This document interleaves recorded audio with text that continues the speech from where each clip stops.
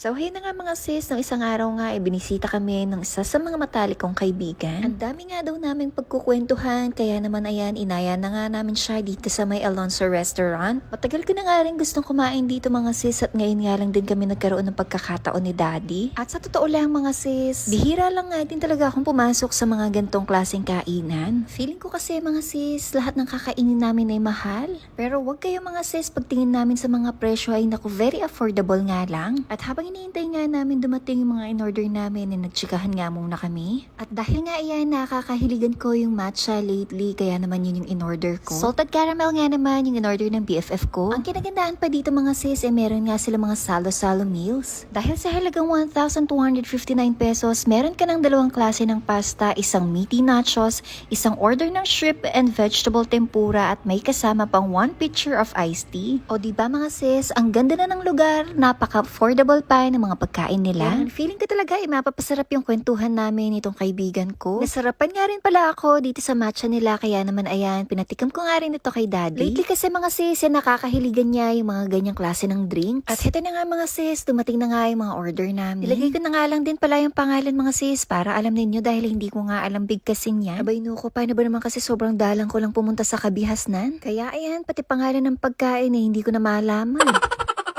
Hindi rin nga naman ganun karami yung mga in-order namin dahil medyo busog pa kami dyan. Pero syempre mga sis, hindi ka naman pwedeng tsumikay na wala kang inunguya. Sa dami ba naman ng pinagkukwentuhan namin itong kaibigan ko mga sis ay talagang dumanap ko. At sobrang nakakatuwa lang din dahil binigyan pa kami ng complimentary meal ni Chef Jen, na butihing asawa ni Mr. Noel Garcia. Sila nga pala yung may-ari nitong restaurant at ipinangalan nga ito sa anak nila. Grabe, sobrang bait pa nga nitong si Sir at in-entertain pa nga kami. Magkakilala nga pala sila ni Daddy dahil sa pagbobonsai. O diba, ang dami nagiging kaibigan ni Daddy dahil sa paghahalaman niya. Magka-close na sila dito mga sis, kaya naman ayan, nagpaalam na nga rin kami. Sobrang nag-enjoy kami mag-catch up ng kaibigan ko at sobrang nag-enjoy din kami pagdating sa pagkain. Ang sabi ko pa nga kay Daddy ay next time dadalhin namin yung mga bata dito.